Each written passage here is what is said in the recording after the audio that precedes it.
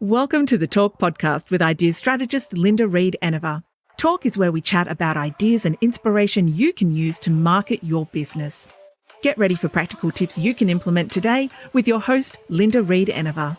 Hi everyone, Linda Reed-Enever, and welcome back to the Talk podcast. In this episode of the Talk podcast, we're going to talk about some tips about how to make seasonal marketing such as Christmas, Easter, Valentine's Day, repurposable for you and your business, and to make it a little bit evergreen. Because evergreen marketing doesn't just refer to marketing that can be used anytime throughout the year. It refers to the opportunity of using seasonal marketing, but writing it in a way that you can use it year after year so that you're not having to, reinvent the wheel every time it comes to seasonal marketing. So that's what we're going to delve into in today's episode of the Talk podcast. So seasonal marketing comes around many times throughout the year. Just a few that I can think of are things like Christmas, like Easter, like Valentine's Day, like New Year's Day if you're a restaurant owner, like Australia Day if you're wanting to do something Australian. If you go through a calendar and you search for key dates, you will find there are many opportunities throughout the year that you can tap into on an evergreen level. And they will be industry based as well. Like there's things like World Secretary Day, there's World Coffee Day, there's World Champagne Day that I heard the other day and I missed it. And there's all of these things that you can tap into and, add a little bit of fun to your business, but also add a little bit of theme-based marketing into your evergreen business or seasonal marketing. So when you're writing that content for that seasonal marketing, it's very similar to the way we do evergreen marketing. It's very much about making sure that we write content in a way that it can be used again. So we don't want to use dates. We want to use images that are not going to date in time for us. We don't really want to talk about,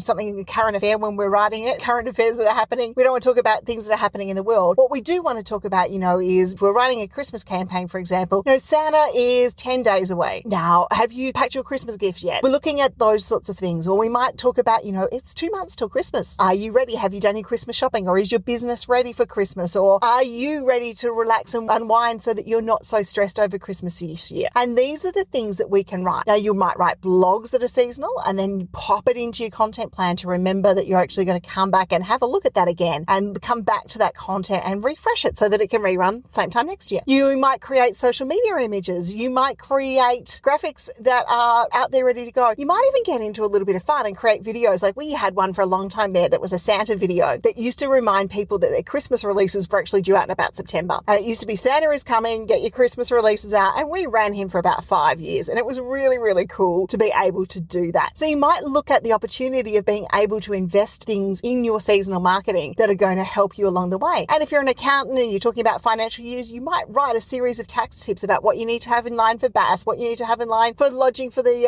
end of financial year, all of those things that can be run again and again on a seasonal period. So when it comes to seasonal marketing, it's not that it can't be evergreen. It's just we just got to think a little bit out of the box and make sure that we are tapping into the opportunity of being able to redraw on that content by not adding dates, by not putting too much emphasis on what's happening in the world around us as we write those posts. And if it is something that, statistically needs to be updated, a group of stats that's released, then putting those reminders in to come and remind us to update that content. And the same goes for your webinars, for your workshops, for all of those things. If you can make them even seasonal and evergreen orientated, then you've got a great opportunity of being able to come back and run that webinar year after year when it's appropriate for your people to receive that information and message from you. So there you go. There's some short, sharp tips on evergreen marketing when it comes to seasonal content. I hope you've enjoyed this episode of Talk. I'd love to make sure that you subscribe. And if you want to have a work with me, head on along to the website and we can have a chat.